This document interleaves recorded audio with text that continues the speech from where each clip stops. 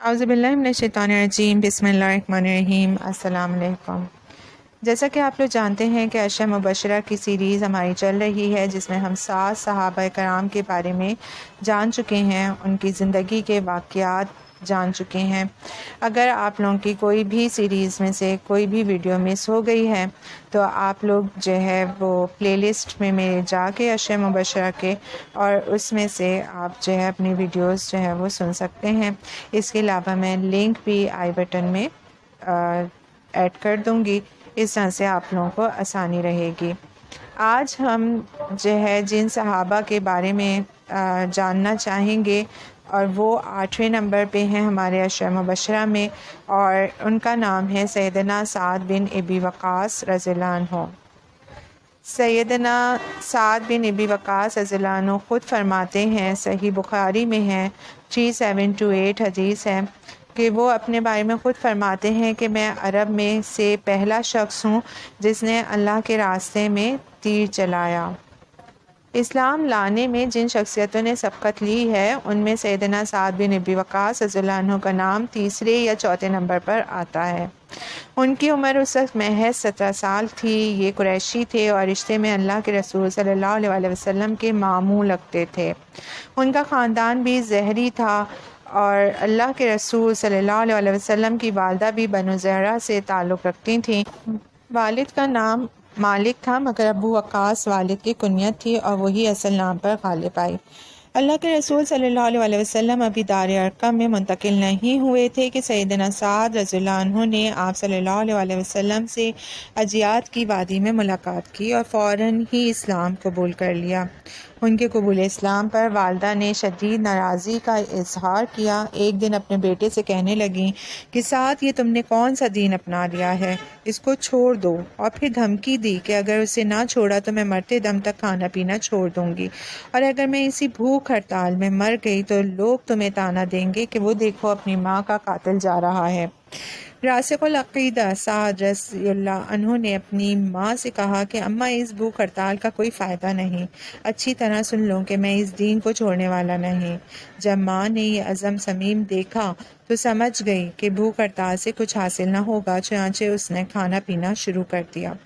ایک دن سعد رضی اللہ عنہ صحابہ کرام کے ساتھ ایک پہاڑی وادی میں نماز ادا کر رہے تھے کہ وہاں کچھ کافر آ گئے۔ انہوں نے ان کا اور اسلام کا مذاق اڑانا شروع کر دیا۔ سعد رضی اللہ تعالیٰ عنہ جو شیلے تھے، اسلام کے خلاف ہرزہ سرائی برداشت نہ کر سکیں۔ وہاں اونٹ کی ایک بڑی ہڈی پڑی تھی، اسے اٹھایا اور ایک کافر کو دے ماری، جس سے اس کا خون نکل آیا۔ یہ پہلا خون تھا جو اسلام کے لیے بہایا گیا تھا۔ ہجرت کے پہلے سال شوال کے مہینے میں اللہ کے رسول صلی اللہ علیہ وسلم نے سیدنا عبیدہ بن حارث بن عبد المطلب رضی اللہ عنہ کو مہاجرین سواروں کا ایک دستہ دے کر روانہ فرمایا۔ رابق کی وادی میں ابو سفیان سے سامنا ہوا، ان کے ساتھ 200 آدمی تھے۔ مسلمانوں میں سعد بن ابی وقاص رضی اللہ عنہ بھی شامل تھے۔ فریقین کے درمیان لڑائی تو نہ ہوئی، البتہ ایک دوسرے پر تیر ضرور چلائے گئے۔ مسلمانوں کی طرف سے سب سے پہلا تیر سعد بن ابی وقاص رضی اللہ عنہ نے چلایا۔ ان کو تیر اندازی میں اس قدر مہارت حاصل تھی کہ غزوہ احد میں اللہ کے رسول صلی اللہ علیہ وسلم کا دفاع کرنے والوں میں پیش تھے۔ لڑائی کے دوران ایک وقت ایسا بھی آیا جب آپ صلی اللہ علیہ وسلم کے ارد گرد صرف 2 قریشی صحابہ رہ گئے۔ ان میں ایک سیدنا سعد بن ابی وقاص اور دوسرے سیدنا طلحہ بن عبید اللہ رضی اللہ عنہ تھے۔ ان دونوں نے عدیم المثال بہادری سے کام لے کر صرف 2 کی تعداد میں ہوتے ہوئے بھی مشرکین کے سارے حربے بیکار کر دیے اور ان کی کامیابی ناممکن بنا دی۔ اللہ کے رسول صلی اللہ علیہ وسلم نے ان کے لیے تیر بکھیر دی اور فرمایا، ساتھ چلاؤ تیر، تم پر میرے ماں باپ فدا ہوں۔ اللہ کے رسول صلی اللہ علیہ وسلم نے ان کے سوا کسی اور کے لیے ماں باپ کے فدا ہونے کی بات نہیں کی۔ سیدہ عائشہ رضی اللہ تعالیٰ عنہا کی روایت ہے کہ مدینہ طیبہ ہجرت کرنے کے بعد ایک رات رسول اللہ صلی اللہ علیہ وسلم جاگ رہے تھے۔ فرمایا، کاش آج رات میرے صحابہ میں سے کوئی صالح آدمی میرے یہاں پہرا دیتا۔ ابھی ہم اسی حالت میں تھے کہ ہمیں ہتھیار کی جھنکار سنائی دی۔ ارشاد ہوا، کون ہے؟ جواب آیا، سعد بن ابی وقاص۔ فرمایا، کیسے آنا ہوا؟ جواب دیا کہ میرے دل میں آپ کے بارے میں خطرے کا اندیشہ ہوا تو میں پہرا دینے کے لیے آ گیا ہوں۔ سعد بن ابی وقاص رضی اللہ عنہ نے تمام غزوات میں اللہ کے رسول صلی اللہ علیہ وسلم کے ساتھ شرکت کی اور اپنی بہادری کے جوہر دکھائے۔ فتح مکہ کے بعد حجۃ الوداع کے موقع پر یہ ابھی مکے ہی میں تھے کہ شدید بیمار ہو گئے۔ لگتا تھا کہ ان کا آخری وقت آ گیا ہے۔ اللہ کے رسول صلی اللہ علیہ وسلم اپنے اس پیارے دلیر اور جانثار صحابی کی عیادت کے لیے تشریف لے کر آئے۔ آپ صلی اللہ علیہ وسلم نے اپنا مبارک ہاتھ سعد کی پیشانی پر رکھا، ان کے چہرے اور سینے پر ہاتھ پھیرا اور دعا کی۔ ترجمہ ہے کہ اے اللہ سعد کو شفا دے، اے اللہ سعد کو شفا دے، اے اللہ سعد کو شفا دے۔ آپ صلی اللہ علیہ وسلم بار بار سعد رضی اللہ عنہ کے لیے دعا فرما رہے تھے۔ سیدنا سعد رضی اللہ عنہ اللہ کے فضل و کرم سے شفایاب ہو گئے اور دوبارہ مدینہ طیبہ آ گئے۔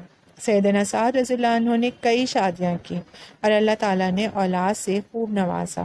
اللہ کے رسول صلی اللہ علیہ وسلم کی دعا کی برکت سے وہ بڑے مستجاب الدعوات ہو گئے تھے۔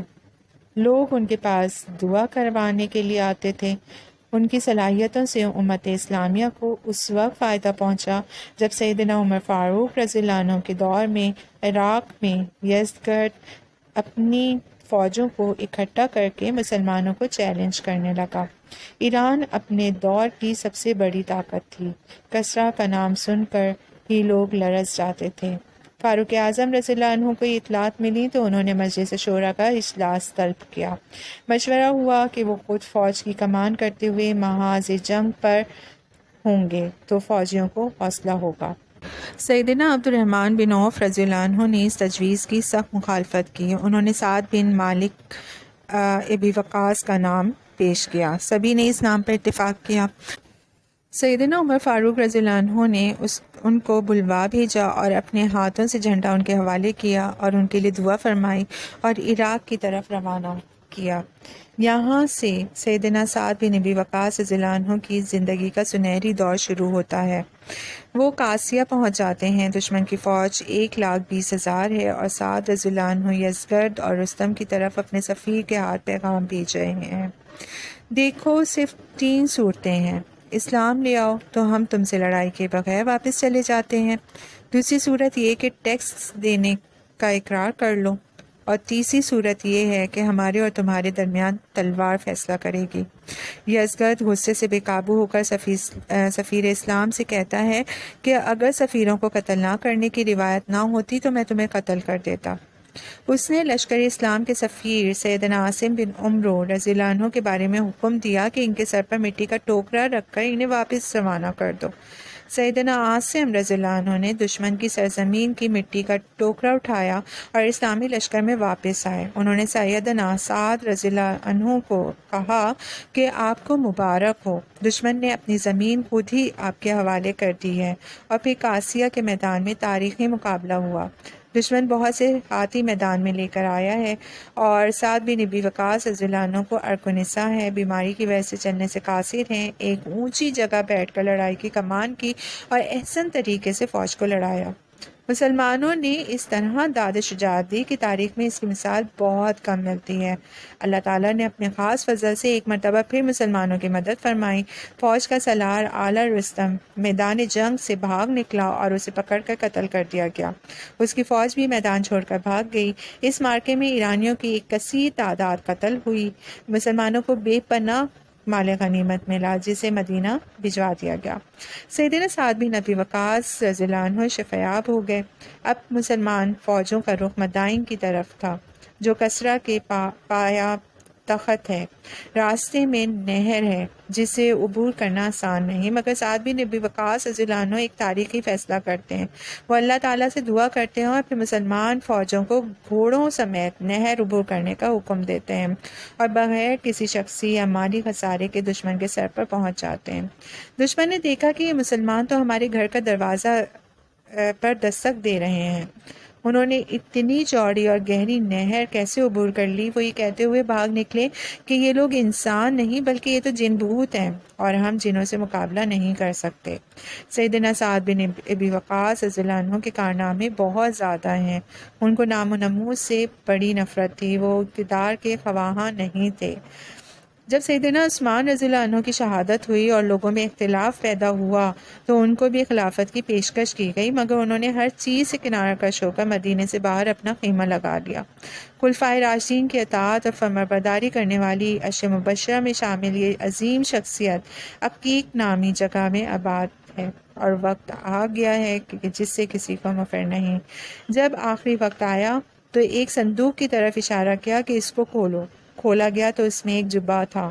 کہا گیا کہ یہ وہ جبہ ہے جس میں نے بدر کے دن پہنا تھا، میں نے اسے آج کے دن کے لیے سنبھالا ہوا تھا، مجھے اسی میں کفن دینا۔ وفات کے وقت عمر 78 سال تھی۔ مدینہ طیبہ سے 10 میل کے فاصلے پر عقیق نامی گاؤں سے ان کے جنازے کو کاندھوں پر مسجد الرسول میں لایا گیا۔ مدینے کی والی مروان بن حکم نے جنازہ پڑھایا۔ امہات المومنین نے بھی ان کی نماز جنازہ پڑھی۔ یہ آخری مہاجر تھے جن کی وفات مدینے میں ہوئی۔ اللہ تعالی ہم سب کو بھی اسلام کے اصولوں پر چلنے کی توفیق عطا فرمائے۔ ہمیں جو کچھ جو ہے اللہ کا حکم دیا گیا ہے ہم اس پر چل سکیں، اور اللہ ہم سب کو نیکیوں کی توفیق عطا فرمائے۔ آمین ثم آمین۔ شکریہ۔ اعوذ باللہ من الشیطان الرجیم، بسم اللہ الرحمن الرحیم۔ السلام علیکم۔ جیسا کہ آپ لوگ جانتے ہیں